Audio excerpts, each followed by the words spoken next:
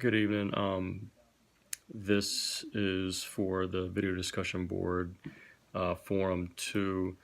Um, what I like to do, I'm using this on my phone. So what I'd like to do is take some notes. I'll be bouncing back and forth if I'm not looking at the screen directly every time.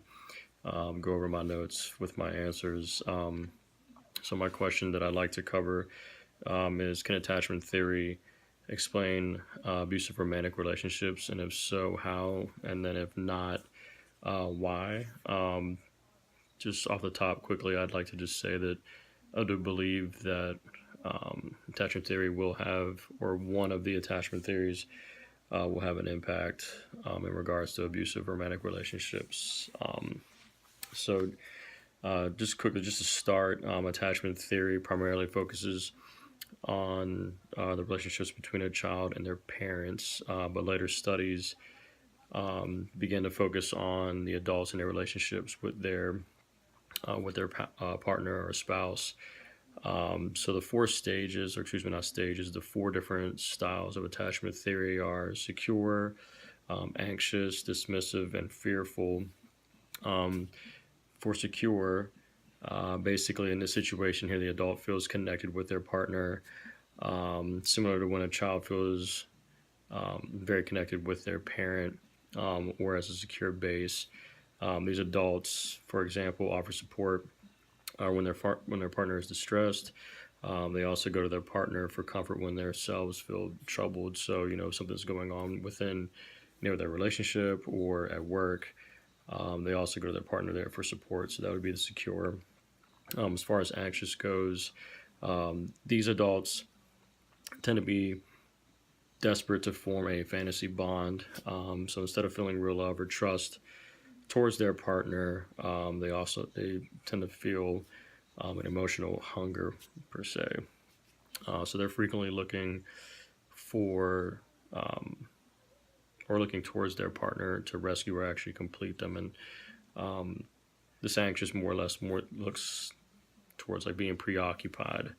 Dismissive, or you can look at it as being avoidant, which also is similar to what fearful attachment theory is. They have a tendency to emotionally distance themselves from their partner. They are often psychologically defended, and have the ability to shut down emotionally. Um, you tend to see adults in this situation where if there is any type of conflict, they will just not show any emotion. They'll just completely shut down and not react one way or the other in this sense. So again, it goes back to being avoidant. And the last one was fearful, which this one tends to lead into abusive relationships. And again, similar to when it being a child, but as an adult, there's different forms of this. So just to break this one down, a person with fearful avoidant attachment,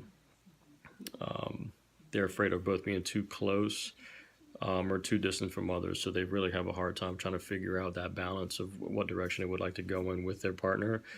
And as adults, these individuals tend to find themselves in rocky relationships where it's not steady and there's not a lot of comfort there. And it's really troublesome between the partner and themselves, trying to find that balance between them two and how to make the relationship support each other, essentially, in that case. So if an adult is subject to the fearful attachment, in my opinion, I believe it can lead to abuse just based on the nature of the relationship. So fearful attachment will likely create tension, and that goes back to trying to find that balance with their partner and the highs and lows. And again, with the fearful attachment, they don't want to be too far or too close to their partner, so that in itself will create tension within that relationship. Also tends to a person with a fearful attachment will also tend to view relationship status as being dangerous or terrifying. So they're already scared of that relationship. Not only that, plus the fact that they can't decide whether or not they want to be again too close or too far away from their partner. And lastly, this thought process is going to lead into thoughts of being insufficient. Um, to their partner or themselves. They also, with that being said, they'll likely seek different ways of fulfillment. So when we go into abuse, it could be drug or alcohol abuse, and that'll be their vice in terms of how they try to fulfill that need because, again, they don't feel like they're good enough for their partner.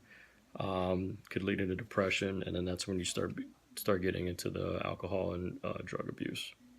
Thank you.